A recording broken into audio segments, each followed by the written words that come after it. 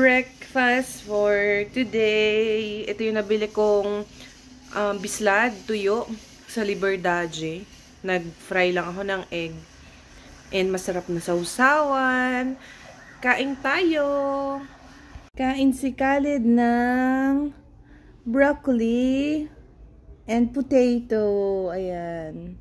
Mixed broccoli and potato. Kain-kain. Napatikman ko na. Medyo okay naman. Kanina nagdudual-dual siya. Pero kinakain din naman niya eh. Yummy yan. Yummy broccoli and potato. Yes. Ay! Tinikman ko, okay naman yung lasa. Hindi naman siya mapakla or something. Okay naman. Mas sumarap siya kasi nung nilagyan ng potato. Nung una tinry kong broccoli lang. Pero hindi ko pinatry sa kanya kasi napadami ako ng water na lagay. So sobrang labnaw niya. Parang juice yung kinalabsan. So ang ginawa ko, nag-add ako ng boiled patatas. Kaya naging ano siya. Naging, ayan na, creamy. Okay naman, kinakain naman niya. Yummy! Yummy yan! Jesus! Yummy yan! Ah! What's that? What's that? What's that, my love? Jesus?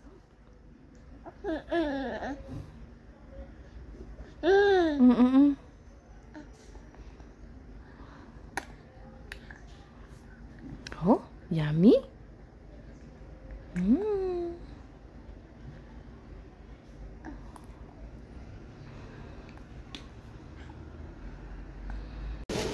Dito kami sa Liberdade. Magkain kami ng tempura, shrimp balls, tsaka itong peanut butter shrimp. Diba? Bebe, init pa.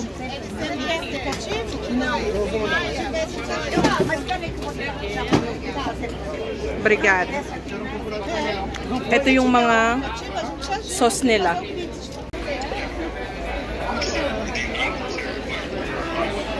Tulog si Khalid.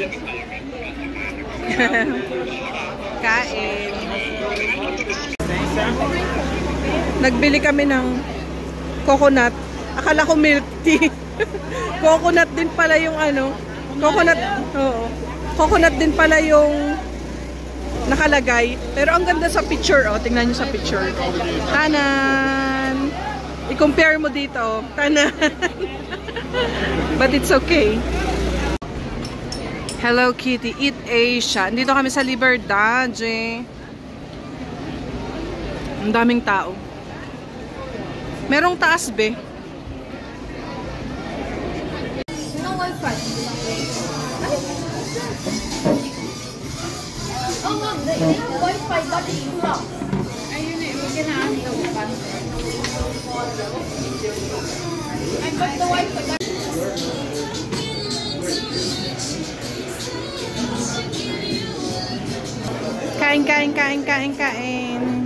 Kain. Ang daming tao. Tapos may pa-music sila, baka makapiright. Kain.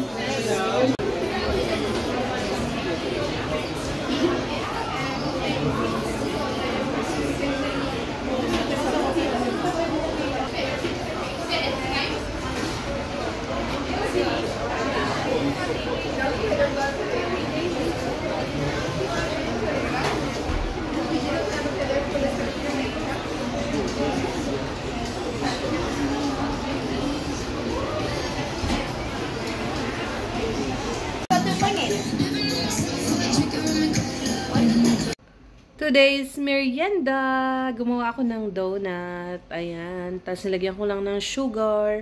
Ganito yung palagi kong ginagawang donut sa Egypt noon. And wala lang. Masarap siya. Kain tayo! Today is August 22. Andito kami ni Khalid sa kanyang echocardiography appointment. Khalid! Katingin siya sa baby. Ayan. Sobrang aga namin. 1 PM pa lang. And ang appointment ni Khalid ay 2:40. So, pero okay lang. Kasi parang nagtatawag na naman sila. Khalid! Khalid! Khalid! Uy! Katingin sa baby. Ayan. So, sana maging okay ang result ng exam ni Khalid today. Inshallah. Okay ang lahat. Ano, Khalid? Khalid! Mainit ang panahon. Mag-Uber lang kami papunta dito actually. Ni Khalid. And si Khalid ay naka-short lang. Malaki yung hospital na to. And special din siya para sa sa mga baby, sa mga infants ba. So ayun, babalitaan ko kayo kung ano yung magiging result ng exam ni Khalid. Mama! Mama! Mamay! Mamay! Mamay!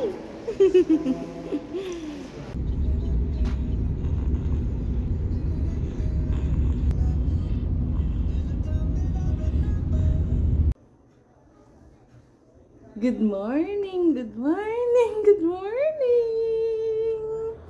Nice you! 11:10 na ng umaga. Today is Friday. So, chewing gum na naman ako. Kahapon hindi na ako nakapagpatuloy ng vlog after namin ng echo ni Khalid. Pero, iluwa ko nga lang muna. Ayan. So, kahapon di ko na naipagpatuloy yung vlog nung nagpa-echocardiography si Khalid kahapon.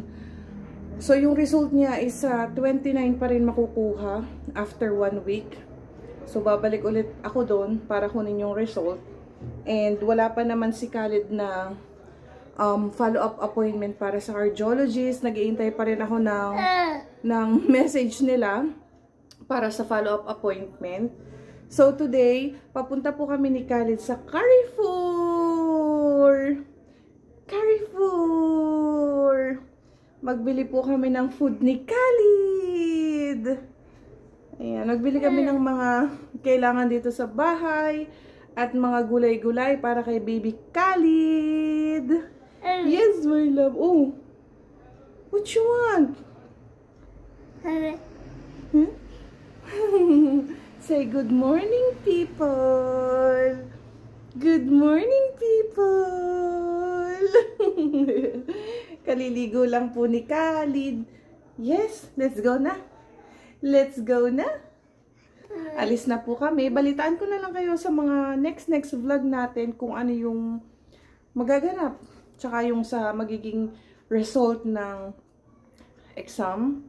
Well, tinanong ko naman yung nag-echo kay Khalid and sabi ko kung everything is fine sa puso niya.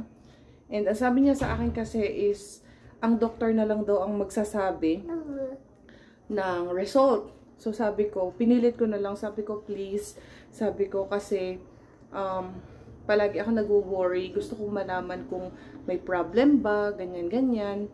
And mabait naman yung nag-ano sa kanya, yung nag-echo sa kanya, ang sabi sa akin, don't worry mommy, sabi niya, wala namang dapat na ipag-alala.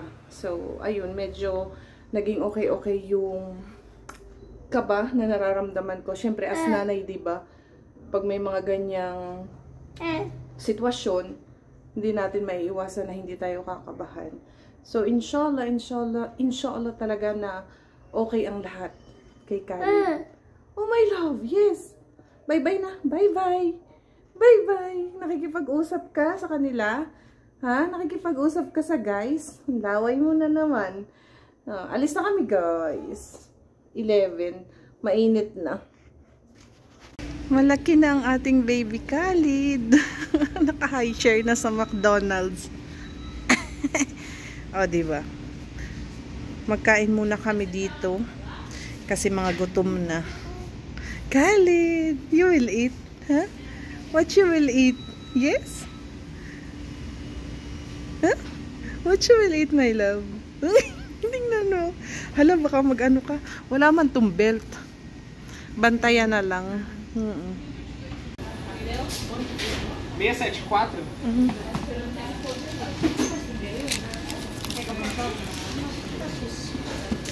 Obrigado.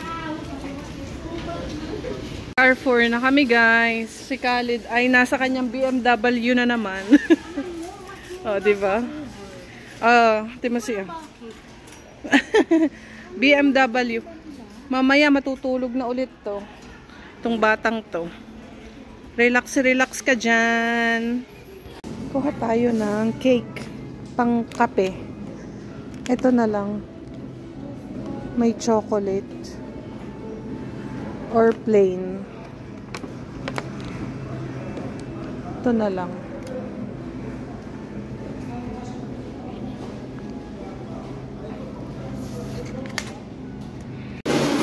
Bibili sana ako ng chicken feet para sa Sunday ba gagamitin. Kung kailan naman, wala namang mabilihan na birthday kasi ni tita sa Sunday and plan ko na mag chicken feet na adobo ba. Wala silang available. Bili lang kami ng chicken wings pang luto-luto sa bahay.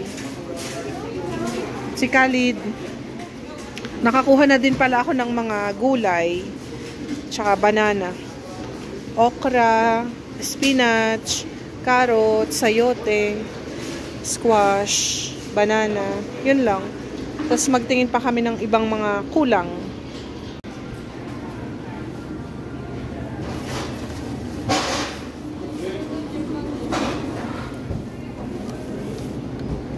Gahanap kami ng anong tawag dito, tuna pang ginataan. Wala silang available na tuna.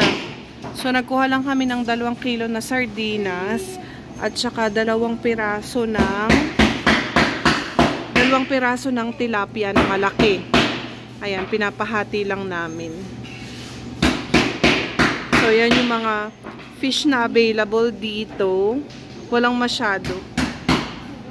Salmon, 58.89 ang kilo. Maliliit yung shrimps.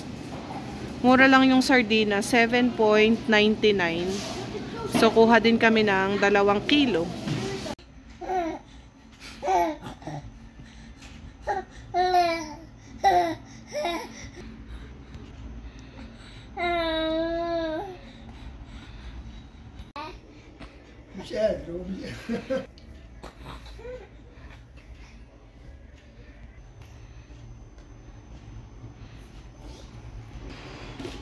بس خلاص.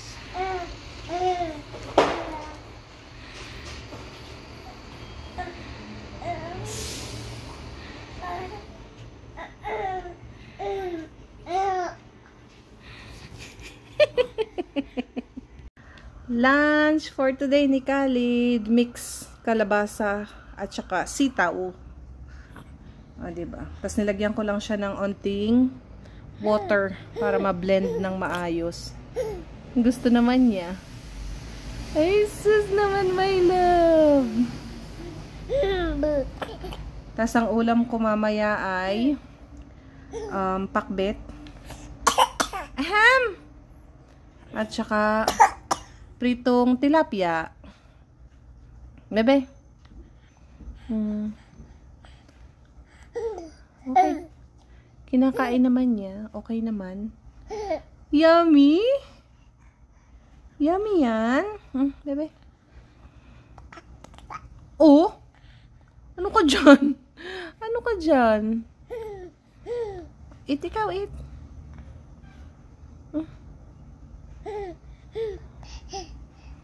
Oh, yes, my love. Say hi, people. Hi, people. Espasol is ready for tomorrow. Yan yung dadalhin ko bukas kila tita. Birthday ni tita tomorrow. And nagpabili na lang ako ng 2 kilo na chicken para pang barbecue. Bukas doon. So, yun na lang yung aking dadalhin na food. Espasol and chicken. So, bukas is Sunday. And, maaga kami papunta doon. Siguro mga around 9 or 10. So, yeah. Ready ng espasol.